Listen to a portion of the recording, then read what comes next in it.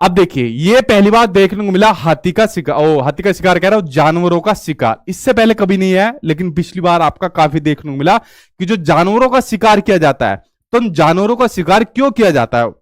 अब देखिए, जो हाथी का शिकार किया जाता है, हाथी का शिकार किया जाता है उसके दांतों के लिए। हाथी के जो दो दांत होते हैं उसके लिए हाथी का शिकार किया जाता है। और बेसिकली शिकार किया जाता है जो ब्यूटी पार्लर वगैरह के सामान आते हैं उसके लिए किया जाता है।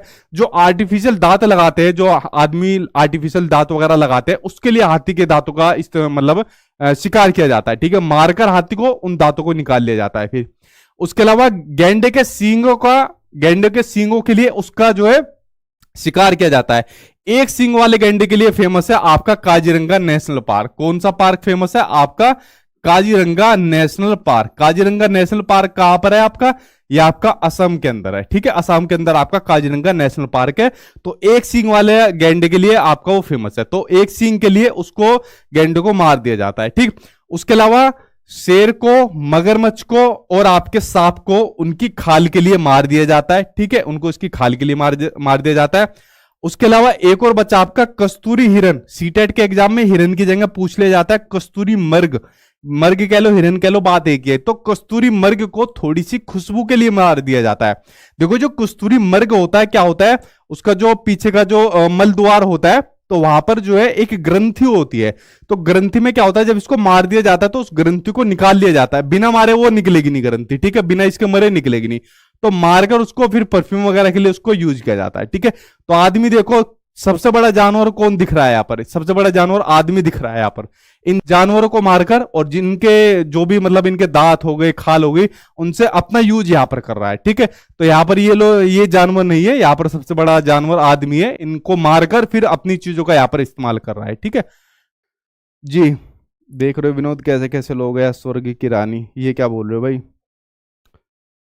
चलो भाई, सीटेट का नोटिफिकेशन जल्दी आपको देखने को मिलेगा। और देखो, जब तक सीटेट का नोटिफिकेशन आएगा, फॉर्म आपके भरे जाएंगे ना, आपका सिलेबस वगैरह हो जाएगा। क्यों? आपकी क्लासेस चल रही है, आपने जो आपको नोट्स दे रखे हैं, आप तब तक उनको कंप्लीट कर लिया होगा। आप लोग अपना कंप्लीट करके बैठे होंगे, अपनी प्रैक्टिस आपकी चल रही होगी। ये बात आपको पता मतलब चल जाएगी। ठीक है, जब लोगों के फॉर्म कंप्लीट होंगे, मतलब खत्म हो गए, आपका कोर्स कंप्लीट हो गया होगा। ठीक, चलिए बात करते हैं बाघ के ऊपर। अब बात करते हैं बाघ के ऊपर। बाघ क्या के बारे में क्या क्या चीज दी हुई है। बाघ अंधेरे में हमसे 6 गुना बेहतर तरीके से देख सकता है। उसके अलावा बाघ की जो मूछें होती है, ठीक, ये जो बाघ की मूछें आप लोग देख रहे हो, बाघ की मूछें हवा में जो कंपन होता है उसको भाप लेती है, जिससे उससे शिकार की सही स्थिति का एक्चुअल में पता लग जाता है कि शिकार किस तरह भाग रहा है, किस स्पीड से भाग रहा है। तो कंपन के प्रति ये रिस्पॉन्स कर लेता है। ठीक है, और इससे वो अंधेरे में भी रास्ता ढूंढ लेता है। ये जो मूछें होती है ना, बहुत हेल्प करती है बाघ की जो होती है। ठीक, बाघ अपने इलाके में मूत्र करके अपनी गंद को छोड़ देता है, और दूसरा बाघ इस गंद को तुरंत पहचान लेता है कि भाई ये तो उस बाघ का इलाका है, इसमें जाना सेफ नहीं है, वरना मेरी खैर नहीं। ठीक, आगे और बाघ के बारे में और जानकारी देखते हैं।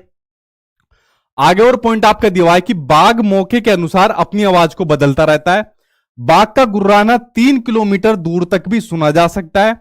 बाघ के दोनों जो कान होते हैं, उनके बाहर की आवाज इकट्ठा करने के लिए अलग अलग दिशाओं में बहुत ज्यादा घूम भी जाते हैं। उसके अलावा बाघ हवा से पत्तों के हिलने, देखो कितना डिफरेंस मतलब ये पता लगा लेता है बाघ। जो पत्ते हिलते हैं और जो शिकार जो रहता है झाड़ियों के अंदर, ये पता लगा लेता है कि जो पत्ता हिला है हवा से, वो मतलब हवा की वजह से हिला है पत्ता, या जो शिकार है जैसे हिरन वगैरह, या उसकी वजह से पत्ता हिला है। तो पता लगा लेता है कि भाई मेरा शिकार है या हवा की वजह से हिला है। ठीक है, तो मतलब इतना तेज होता है, इसमें अंतर को भाप लेता है ये जो बाघ रहता है। ठीक है, ये बाघ के बारे में जो जानकारी होगी जो आपके एनसीईआरटी के अंदर दी हुई थी।